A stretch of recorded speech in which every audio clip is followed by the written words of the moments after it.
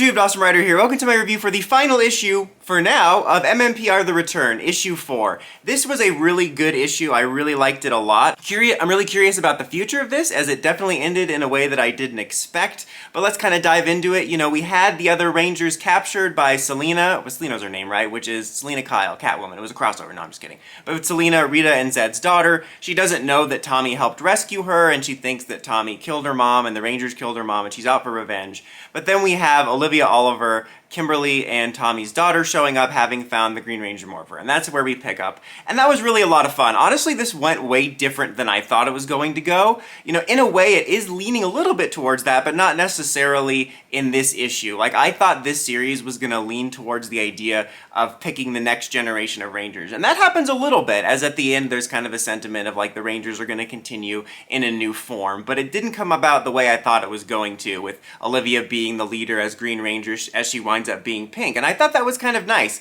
I like that it's in a way leaning towards some aspects of what I thought was going to happen, but also went completely different. And I also like how kind of inexperienced Olivia was with it. Like, she's just kind of feeling it out. It wasn't like she was immediately a master at it. And she seems to have kind of a fun personality going on there too as well. And then in addition to that, in addition to getting female MMPR Green, we got a brand new original Ranger outside of, you know, post-apocalyptic Jason. This is our first original Ranger in this series. Original design, you know, based off of MMPR, which is this evil version. Not like an evil version, just another Trini suit like this one, but an evil version of the MMPR yellow suit that Selena transforms into, which takes on aspects more so and mostly of Zed, but it looks really cool. I really like it a lot. I really like the concept. Again, especially since this started with, oh, this is the idea of Trini's first cousin's third neighbor or whatever, and it was going to be related to that, and I thought, okay, we're going to do kind of their version of Once and Always, except with probably better acting, except you're reading it, but it's like just looking at a blank page was better acting than what Min did. I'm sorry, it was just terrible. She's like, Rita, I'm going to get you! I'm like, oh my god, I'm cringing just thinking about it. That's what I thought they were doing, and the fact that it wound up being Selena doing this evil version character that was a daughter of Zed and Rita, I thought was really cool, and I really liked that suit, and it was cool to see them clash. And probably the biggest thing that happened, though, outside of all that, because honestly I thought the way it would go down is Selena would show up, give the others their morphers, they'd win, and then maybe, you know, leave Selena off for some redemption. And that did happen, again, kind of like with the future of it. Some aspects of it are sort of leaning towards what I thought, but also went down very differently. Because the idea is she's trying to bring back Rita from the grid and resurrect her family, and then something winds up happening, and she's like using like the putty clay or the monster clay or whatever, and something winds up happening when Olivia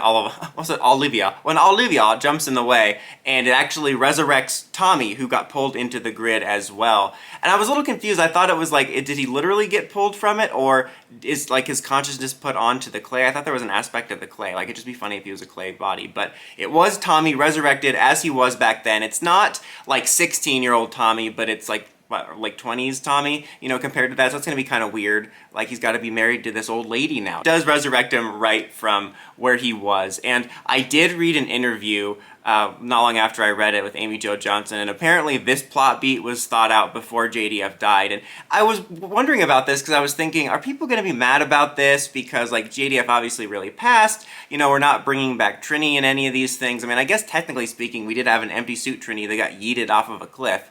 So I don't know, I just feel like people sometimes get weird about, oh, the disrespect or whatever, you know, stuff like the Flash movie. I know that's a very different situation and whatnot, but I'm not going to pretend I really care about that. But then I happen to think, like, speaking of, like, Christopher Reeve's Superman, they did do the Superman 1978 comic, so it's not unheard of.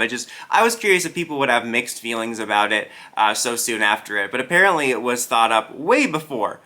So that's interesting, kind of one of those things that lines up in kind of a perfectly dark way, meaning like it sucks that happened, but then there's kind of a nice sentiment to it. Because I have to say, not necessarily seeing him back, because it's obviously just a character on a page. Also, it is a bit different too, because there is the Boom variant of Tommy still running around. But anyway, this is meant to be like a version. It is still a variant, but it's still a version of the show Tommy we know. And I have to say, like, when he came back, it didn't make me feel like any kind of emotion or anything, but I gotta say, when he morphed, like, because he got his morpher back, it wasn't like I was tearing up or anything, but I felt really it felt nice. Like, I don't know, it felt, especially in light of his passing, there felt like a nice sentiment about it. Not to mention, it's a very interesting story beat, because honestly, I assumed he would come back and either sacrifice himself again or something, or kind of have to fade away, like, oh, we only had so much time. But he's back for good, and it makes a really interesting dynamic as they all rally around him at the end. The Rangers having kind of lost their way, in particular Jason, character Jason, not Jason David Frank. I thought that was really interesting.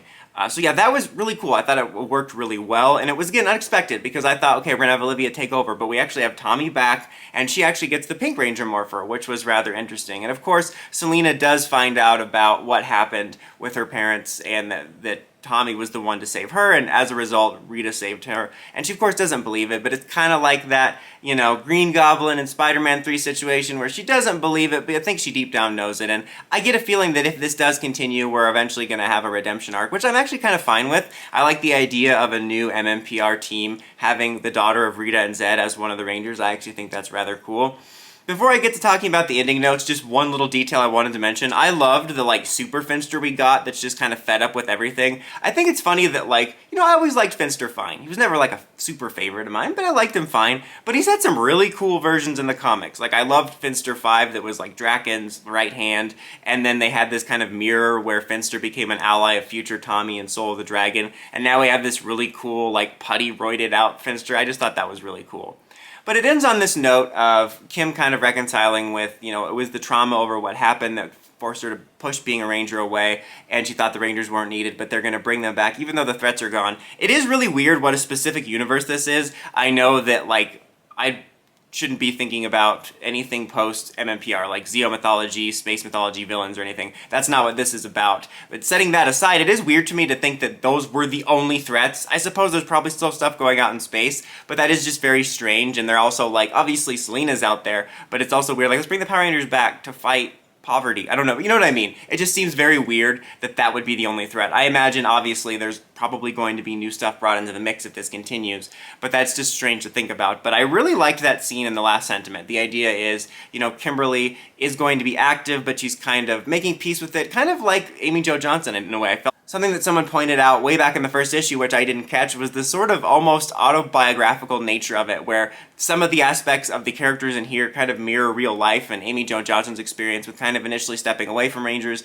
and then re-embracing it, and then also tying that into stuff with David Yost and Walter Jones as well. And this felt sort of similar here in a way. It felt like she was putting on the page the way she sort of embraced Power Rangers and finding a new way to engage with it. And then Kimberly doing the same, where she's going to be involved in some manner, but she's going to be passing the torch of being on the front lines to her daughter being the new Pink. Blue and Black seem to still be the same. I think that if this goes on, there could be a chance that at least one or both of them could choose successors, but they're going to be involved. Jason's obviously going to be involved. He's probably, outside of kind of the main stuff going on with Selena and Tommy's daughter, the character I'm interested in seeing the most about his time, because the idea of him kind of helping solve regular problems like, stopping Storm Chargers from getting robbed and then Sensei gets mad at him type of stuff. I think I'm very interested in that. But that was really interesting, and this idea of this new beginning, it made an interesting story potential, especially with Tommy from the past there as well.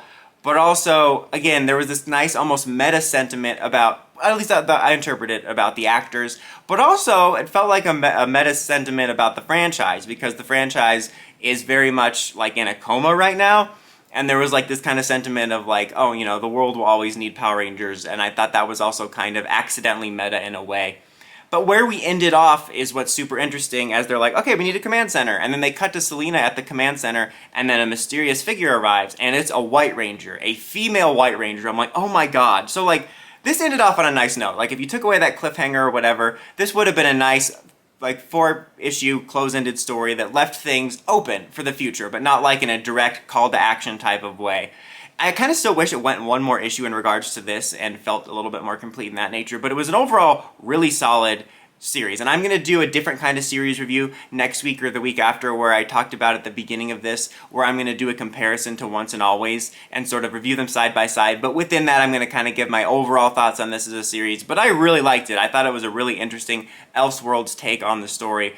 But anyway, ending that off was super interesting, because first I didn't notice it was a female, and I was thinking how it reminded me of the Godzilla comic where they meet a future variant of White Ranger Tommy so they can have White and Green Ranger Tommy, but I'm going to assume it's probably Olivia from a future timeline. And that's really interesting because that was something I brought up. I'm like, okay, this is a timeline where the core cast stayed on and we didn't do the peace conference, but like, why didn't the White Ranger stuff come up and all this other stuff? Like, I know you shouldn't be thinking about like, where's Astronema or whatever, but I'm like, there's directly things in MMPR that kind of happened. So I am highly fascinated to find out what future she comes from, presuming she's from the future. I guess she could be just another new Ranger now. I guess I'm just kind of inferring that she's from the future.